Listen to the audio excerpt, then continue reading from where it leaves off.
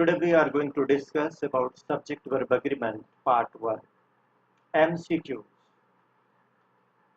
First of all, let's have a quick look about the basic rule of subject verb agreement. What is it? It is if subject is singular, verb also comes in singular form, and if subject is plural. In a sentence, verb also comes in plural form. Now, let's go ahead with the questions, MCQs, to clear the concept based on subject verb agreement part 1.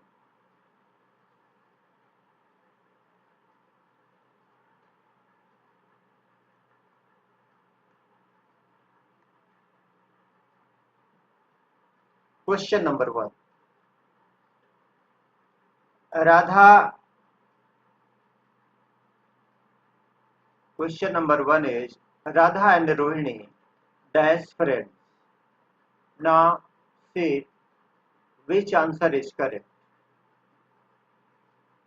Radha and Rohini, two subjects. Here we are looking two subjects. Radha, Rohini. ये दोनों and से जुड़े हैं, इसलिए ये plural हो जाएंगे. ये दोनों मिलकर सब्जेक्ट प्लूरल बनाएंगे और आपका राइट आंसर होगा are. Radha and Rohini are friends. Now question number 2. The prime minister. One subject is the prime minister, another subject is the president. आप देखेंगे कि दोनों सब्जेक्ट के पहले द का प्रयोग हुआ है और इसका मतलब है कि ये दोनों अलग अलग हैं, the prime minister and the president. इसलिए आपकी प्लूरल वर्ब फिर से यहाँ पर are is correct answer. Third question. My friend and well wisher. अब ध्यान दीजिए, पजेसिव प्रोनाउन माय एक जगह, माय का यूज फ्रेंड के पहले, और आपका जो वेल विशर है इसके पहले न तो कोई आर्टिकल आया है यहाँ पे और न ही पजेसिव प्रोनाउन. इसलिए ये संकेत मिलता है कि आपका जो वेल विशर है और फ्रेंड ये कोई दो नहीं बल्कि एक है, सिंगुलर. इसलिए आपकी singular verb has correct answer. My friend and well wisher has cracked the NEET exam with flying colors. Now, next question.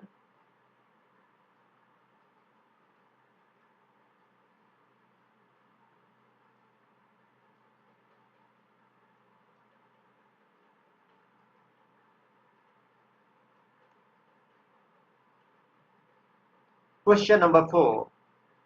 The manager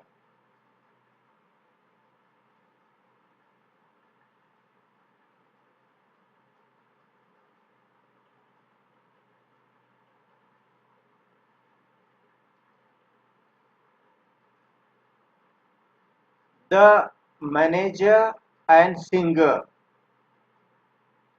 अब यहाँ एक सब्जेक्ट मैनेजर, दूसरा सिंगर. इन दोनों सब्जेक्ट में से सिर्फ मैनेजर के पहले द आर्टिकल का यूज हुआ है और एक जगह आर्टिकल का यूज होने से आपका सिंगर भी इस मैनेजर के साथ जुड़ गया. यानी जो व्यक्ति मैनेजर है उसमें सिंगिंग क्वालिटी भी है, सिंगर भी है. इसलिए पता चलता है कि आपका सब्जेक्ट सिंगुलर है, किसी एक व्यक्ति की बात हो रही है. इसलिए the manager and singer has to grace the occasion. किसी भी ओकेजन पर उनको बुलाया गया है प्रेसिडेंट के रूप में, इसलिए आपकी हेल्पिंग वर्ब है singular. Now question number 5. 7 and 7 14 mathematical digit है. देखेंगे तो यहां पर आपका आंसर जो होगा एज और आर दोनों करेक्ट है. यानी आप कह सकते हैं 7 and 7 is are, both correct, are 14। लेकिन रूल के आधार पर आपको प्रिफर करना चाहिए, इस आंसर को प्रिफर करना चाहिए, क्योंकि मैथमेटिकल दुनिया में जो टीचर्स होते हैं, मैथमेटिक्स के लोग होते हैं, वो इसी तरह यूज करते हैं। 7 and 7 is 14। Okay, very good. Now question number 6, rice and करी लाइक्ड बाय मेनी, राइस और करी बहुत लोगों के द्वारा लाइक की जाती है। अब यहाँ पर एक रूल ध्यान में रखेंगे, ऐसी कुछ चीजें वो ऐसे सब्जेक्ट होते हैं जो हमेशा एक साथ आते हैं, जैसे राइस और करी का अलग अलग यूज नहीं होता। जिस तरह से आपने देखा होगा ब्रेड और बटर का लोग साथ में यूज करते हैं, इसी तरह राइस और करी साथ में आते हैं, और ये दोनों मिल करके किसी एक की ओर इशारा करते हैं, कोई दो अलग नहीं है। जिस तरह से ब्रेड कोई परचेस करने जाता है तो बटर साथ में लाता है, ब्रेड बटर, उसी तरह राइस और करी को एक साथ में यूज किया जाता है, इसलिए सिंगुलर सब्जेक्ट होगा और आपकी हेल्पिंग वर्ब होगी राइस एंड करी liked by many, is liked by many, इनको सिंगुलर माना जाता है। Hope you understand. Now let's go ahead with the next part. It is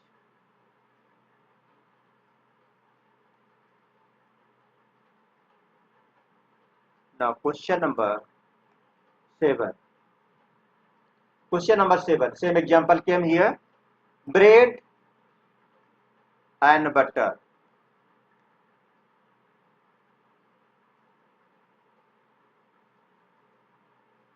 bread and butter. अब उसी तरह राइस एंड करी की तरह ही ब्रेड एंड बटर एक साथ यूज होते हैं, यानी सिंगुलर हैं, इसलिए आपकी मेन वर्ब क्या होगी, singular verb, bread and butter is rich food. Good. Now question number 8, my father and guardian. अब देखिए सब्जेक्ट को ध्यान से, फादर और गार्जियन। एक सब्जेक्ट फादर के पहले माय पजेसिव प्रोनाउन का यूज हुआ है, और यहाँ गार्जियन के पहले न तो कोई आर्टिकल है और न ही कोई possessive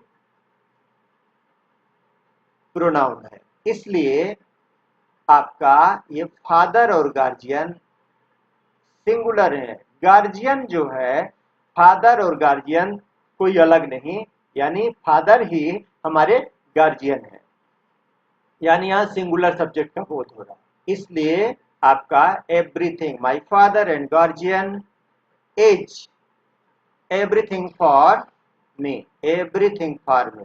very good. Now last question is he and I. यहाँ दो सब्जेक्ट हैं, he and I, to play every day. अब आप चूज करेंगे go to play every day, went, gone, going, तो आपका ये जो वर्ब होगा go. He and I go to play every day, एक प्रेजेंट इंडिफिनिट,